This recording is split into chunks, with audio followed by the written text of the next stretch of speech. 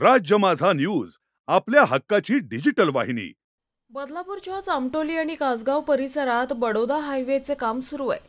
मागील 3 वर्षांपासून हे काम सुरू आहे। हे काम सुरू असताना उल्हास नदीत मोठ्या प्रमाणात भराव टाकून कॉलम उभारण्यात आले होते। त्यामुळे नदीचा प्रवाह अडला होता आणि नंतरच्या पावसाळ्यात कर्जत महामार्ग बंद पडला होता। तसंच उल्हास नदीच्या उपनद्यांचा प्रवाह सुद्धा या महामार्गाचे काम सुरू असताना बदलण्यात आलाय। बडोदा हायवेचे काम सुरू असताना पुलाखाली टाकलेला भराव वाहून बॅरेज बंधाऱ्यात अडकल्यानं बदलापूर आणि अंबरनाथ शहराला अनेकदा गढूळ पाणी येत आहे। मात्र प्रशासनाकडून कोणतीही कारवाई करण्यात आलेली नाहीये। दरम्यान या प्रकरणी तहसीलदार अमित पुरी यांना विचारलं असता मिळालेल्या माहितीनुसार आम्ही पाहणी केलेली असून अहवाल आल्यानंतर सविस्तर माहिती देऊ असं त्यांनी सांगितलंय।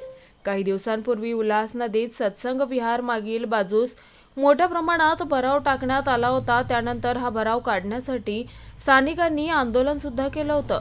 अखेर प्रशासनाने याची दखल घेत सत्संग विहार आणि भारत कॉलेज संस्थेचे व्यवस्थापक भजन कुमार रॉय यांच्यावर गुन्हा दाखल केलाय। त्यांच्यावर गुन्हा दाखल झाला, मात्र शिवालय कंपनीवर कधी असा प्रश्न यानंतर उपस्थित केला जातोय। याबाबत राज्य माझा न्यूजने तहसीलदार अमित पुरी यांना सविस्तर माहिती दिली असून कारवाई करण्यात येईल असा विश्वास तहसीलदार अमित पुरी यांनी दिलाय। दरम्यान या प्रकरणी शिवालय कंपनीचे डोरलीकर यांना विचारलं असता भराव टाकलाही जातो आणि काढलाही जातो असं त्यांनी सांगितलंय। मात्र यापूर्वी शिवालय कंपनीच्या माध्यमातून भराव काढण्यात आला नाहीये। सध्या आम्ही भराव काढला नाही कारण ग्रामस्थांना पायवाट नाही म्हणून आम्ही तो भराव काढला नाही, लवकरच काढून घेऊ असं देखील त्यांनी सांगितलंय।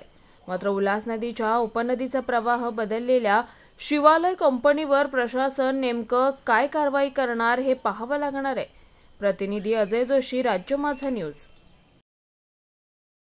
राज्य माझा न्यूज आपल्या हक्काची डिजिटल वाहिनी।